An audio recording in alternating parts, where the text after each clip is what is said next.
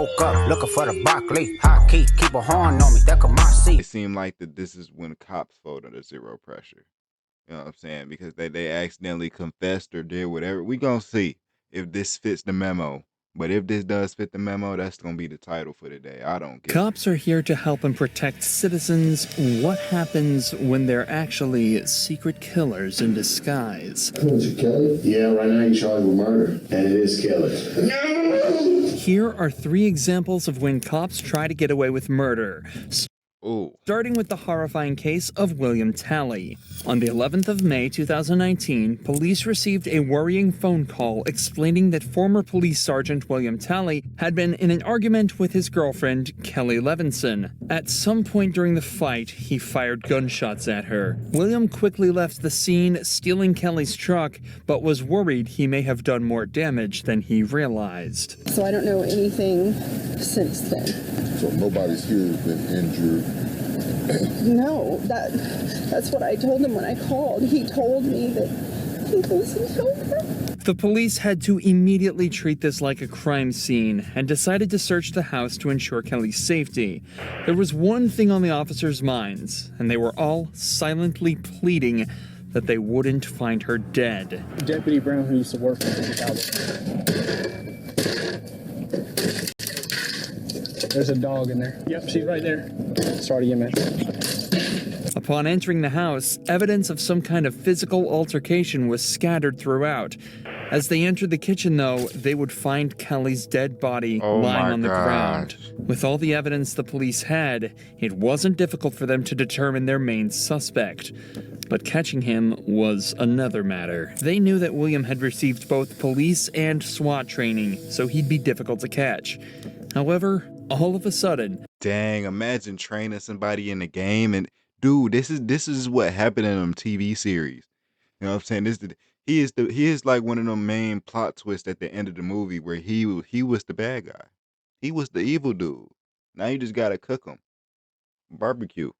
Rest in peace to the lady that passed away, man. Hopefully her family is doing fine. Hopefully this is a while ago, so everybody had healing off of the grief of the tragic death.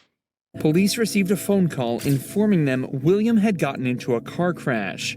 The cops rushed to the hospital where they found their number 1 suspect waiting for them, bruised and bloodied. We're gonna take care of you now. Why he look like he just got out of an insane asylum? Once William was discharged from the hospital, he was immediately brought to an interrogation room where the investigation would truly begin. Can I ask what my charges are? Yeah, right now you're charged with murder. You're charged with violation of oath of office, and you're charged with possession of a firearm during the commission of a crime. Who? That's what we're hoping you can tell us. Maybe once we start talking about it a little bit. It wasn't Becky, was it? Was it Kelly? Well, is it a cop? William mentions 2 names here, Becky and Kelly. Of course, we know Kelly to be his girlfriend, but William was actually married to another woman named Rebecca Talley, who he'd been... Whoa, wait, hold on. There's a lot of stuff going on. Yo, what? Was it Keisha? Was it Becky? Hold on, I don't know the rest of the I don't know the rest of the lyrics. Man, that cheating is crazy. on. William obviously appears dazed and confused, but whether this is just an act or not is another question. He'd spent multiple days in the hospital and was discharged after being medically cleared, so it's unlikely he'd still be this out of it. Regardless, it at least seems to be keeping him... Oh, heads up, I don't want to get canceled, and also out of genuosity, that was not a joke towards the deaf. Rest in peace. I'm calm. Again. At least for now. And you can sign this. Nobody's talking with me about things. Well, we're going to get to that. That's what we're hoping to get to. No, I'm not talking until somebody talks to me. I can tell you who, if we can get started there. And it is Kelly. No! Don't do that. No! Tally, come on. Tally. Bill. Billy. No!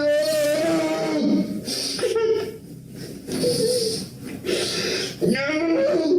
There's a small chance William really is this distraught over Kelly's death, but he was completely unaware of what he was doing at the time.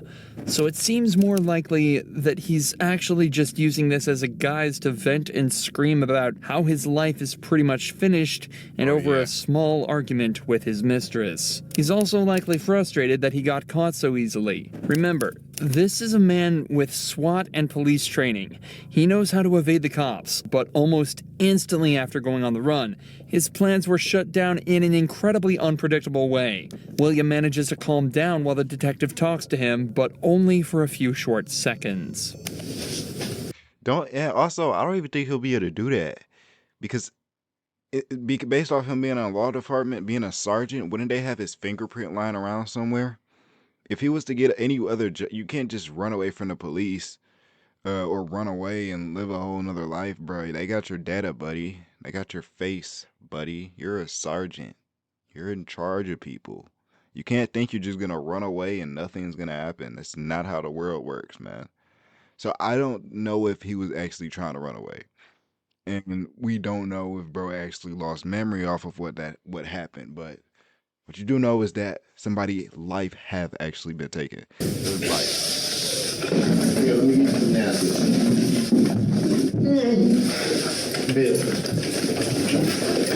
Bill, no. Stop, Bill. Relax. Bill, stop. It's all unnecessary, Bill. If you don't want to talk to us, that's fine, but let's not do this, okay? Okay? Just let's not do this. Who else to guard? Right now you're hurting yourself. I don't care about you. Well, facts. There's no one else. What do you say? People care about me. Well, hurt. There's no one else. I keep hearing people whisper or whispers. Okay. Well, what whispering do you hear? No, tell me the truth. Okay. There's no one else hurt. Okay.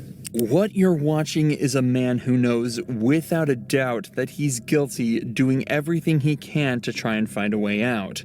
He's panicking, and the cops were probably extremely relieved when William finally asked for a lawyer and put an end to this dramatic interrogation. However, this obviously didn't help him at all, as the detectives already had all the evidence they needed to convict him. And William Talley was sentenced to life behind bars. Hey, Despite William being a local cop and even knowing some of the officers involved, this case was handled perfectly.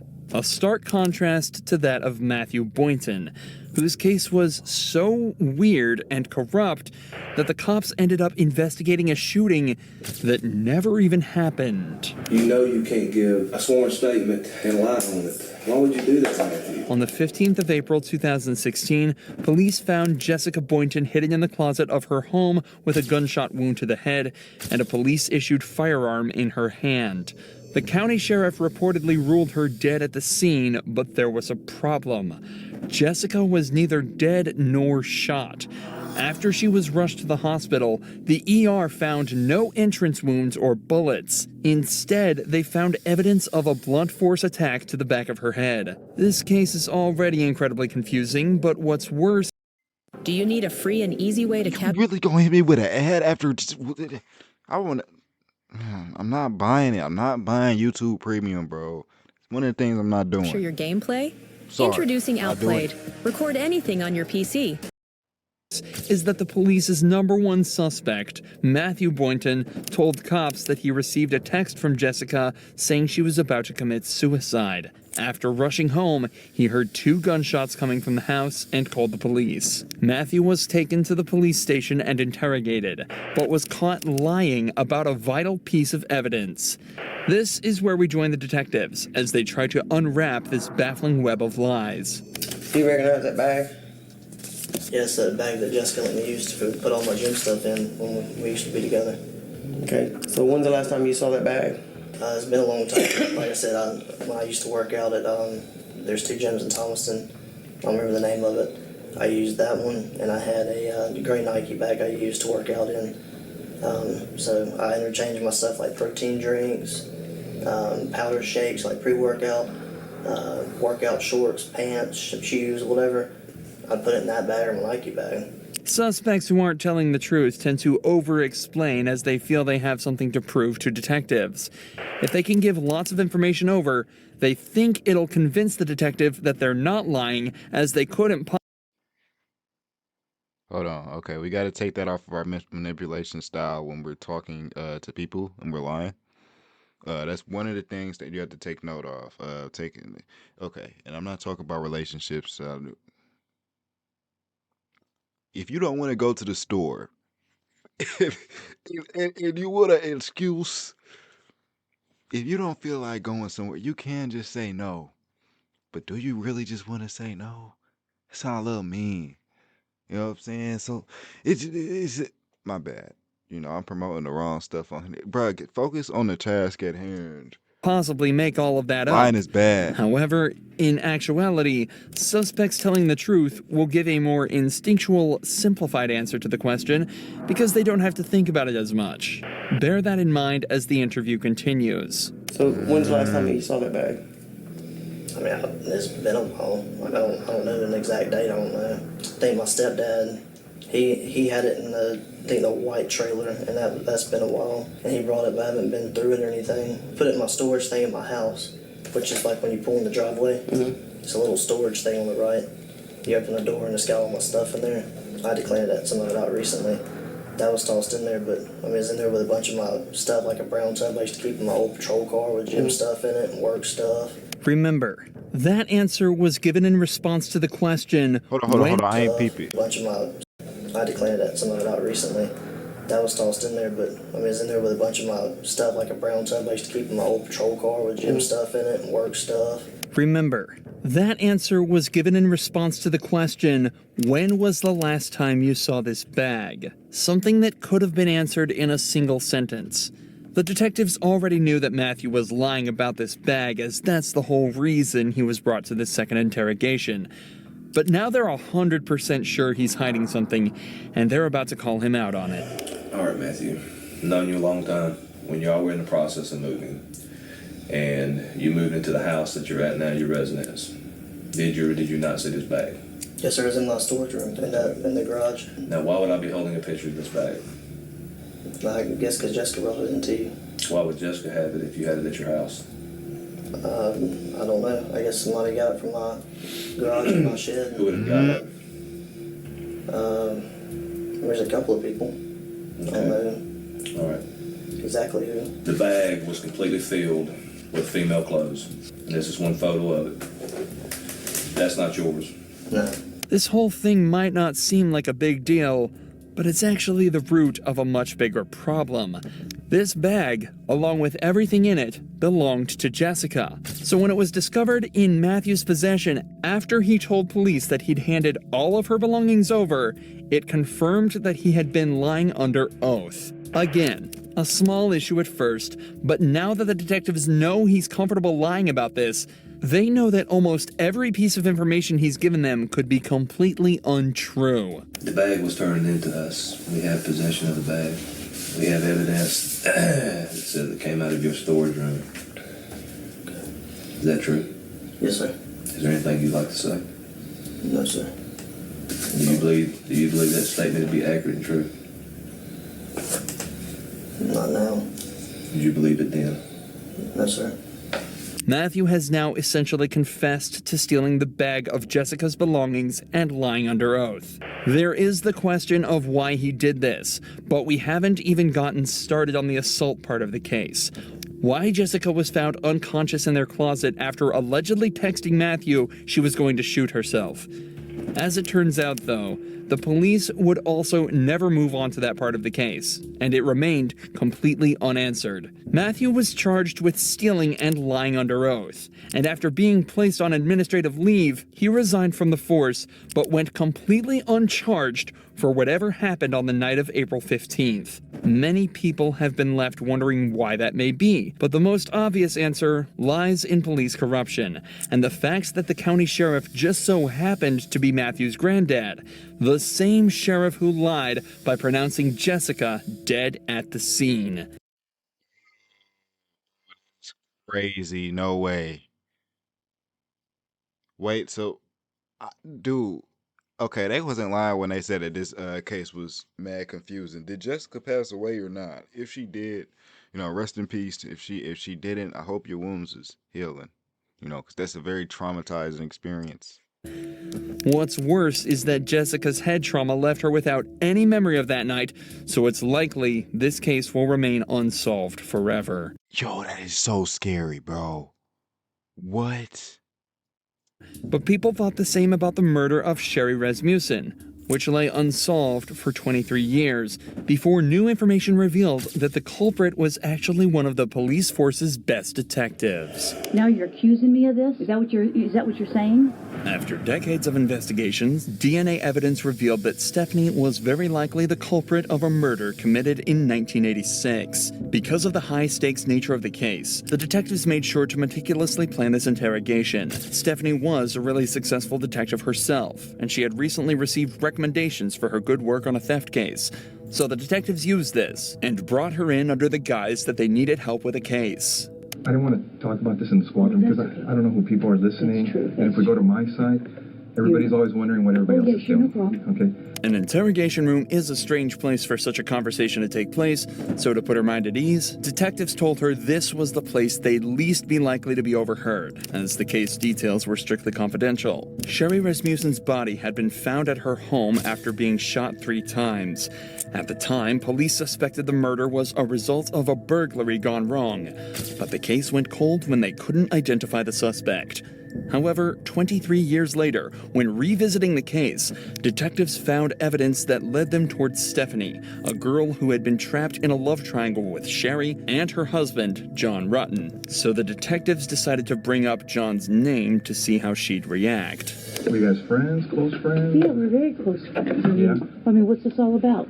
It's a case we're working on. It involves John, and in there's notes and stuff that he knew you and stuff. Oh, yeah. I mean, we were good friends. I lived in the dorms for 2 years. Was there ever any relationship or anything that developed between you guys? Yeah, I mean, we dated. I mean, what's this all about? Well, it's relating to his wife. Both the detectives and Stephanie have tried to seem as friendly and relaxed as possible around each other, but Stephanie is obviously starting to get very anxious at this point. Even though the detectives gave a somewhat believable excuse, she is now in an interrogation room faced by 2 detectives being questioned about a girl she supposedly murdered 20 years earlier. Her breathing has become faster, and her language is defensive, and her movements have become more erratic. Oh, yeah, she not crashing. I mean, if you guys are claiming that I'm a suspect, then, I got a problem with, with that. Okay. Okay? So, if you're doing this as an interrogation, you're saying, hey, I'm a suspect. Well, now I got a problem with, now you're accusing me of this? Is that what you're saying? Obviously, you know about all the DNA stuff and things of the nature that, gets done on cases nowadays. If we asked you for a DNA swab, would you be willing to give us one? Maybe. Because now I'm thinking I probably need to talk to a lawyer. Stephanie chooses to provide DNA evidence, hoping her willingness to help out would ultimately prove her innocence. But, unfortunately for her, just 5 minutes later, the detectives decide they've heard enough and put her in cuffs. Months later, after a long and arduous trial, a decision was made by the jury. We, the jury, in the above entitled action, find the defendant, Stephanie Eileen Lazarus, guilty of the crime of murder of Sherry Rasmussen. We further find the murder was of the first degree. After hiding it for 23 years, Stephanie Lazarus was finally found guilty of... Yo, this is a crazy look. So she did murder what was that? Don't catch that. Don't replay that. She was actually found guilty of murdering the wife. That is actually crazy 20 years after. No wonder she was getting anxious. Of murder and sentenced to 27 years behind bars. If you enjoy true crime videos like this, I wonder how old she was.